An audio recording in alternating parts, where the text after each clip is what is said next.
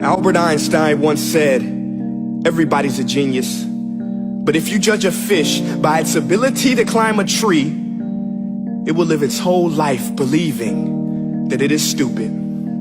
Ladies and gentlemen of the jury, today on trial we have modern day schooling. Glad you could come. Not only does he make fish climb trees, but also makes them climb down and do a 10-mile run. Tell me, school, are you proud of the things you've done?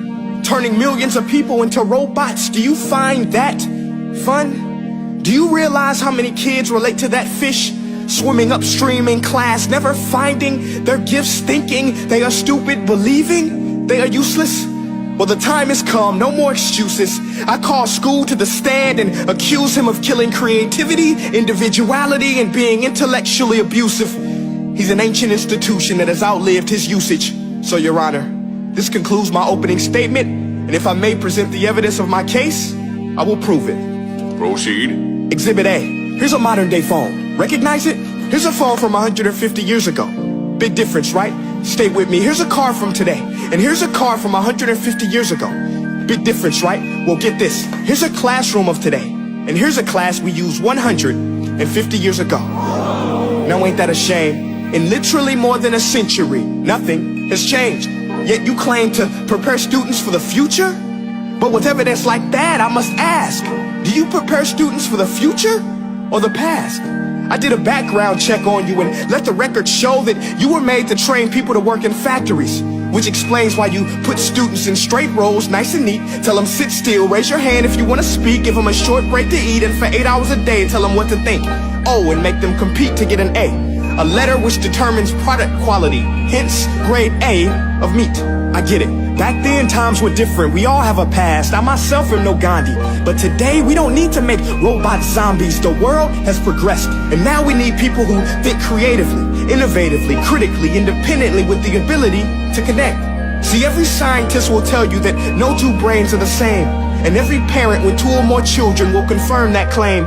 So please explain why you treat students like cookie cutter frames or snapback hats, giving them this one-size-fits-all crap. Watch your language. Sorry, Your Honor, but if a doctor prescribed the exact same medicine to all of his patients, the results will be tragic. So many people will get sick, yet when it comes to school, this is exactly what happens. This educational malpractice, where one teacher stands in front of 20 kids, each one having different strengths, different needs, different gifts, different dreams, and you teach the same thing the same way?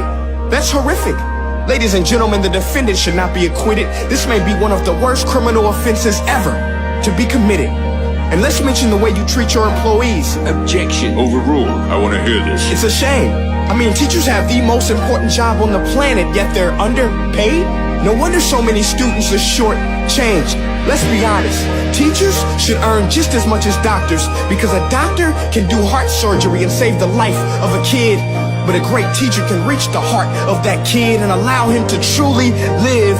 See, teachers are heroes that often get blamed, but they're not the problem. They work in a system without many options or rights. Curriculums are created by policymakers, most of which have never taught a day in their life. Just obsessed with standardized tests. They think bubbling in a multiple choice question will determine success. That's outlandish. In fact, these tests are too crude to be used and should be abandoned, but don't take my word for it. Take Frederick J. Kelly, the man who invented standardized testing, who said, and I quote, "These tests are too crude to be used and should be abandoned." Ladies and gentlemen of the jury, if we continue down this road, the results will be lethal. I don't have much faith in school, but I do have faith in people. And if we can customize healthcare, cars, and Facebook pages, then it is our duty to do the same for education, to upgrade it, change it, do away with school spirit, because that's useless. Unless we're working to bring the spirit out of each and every student, that should be our task. No more Common Core. Instead, let's reach the core of every heart in every class. Sure, math is important, but no more than art or dance. Let's give every gift an equal chance. I know this sounds like a dream, but countries like Finland are doing impressive things. They have shorter school days, teachers make a decent wage, homework is non-existent, and they focus on collaboration instead of competition. But here's the kicker, boys and girls.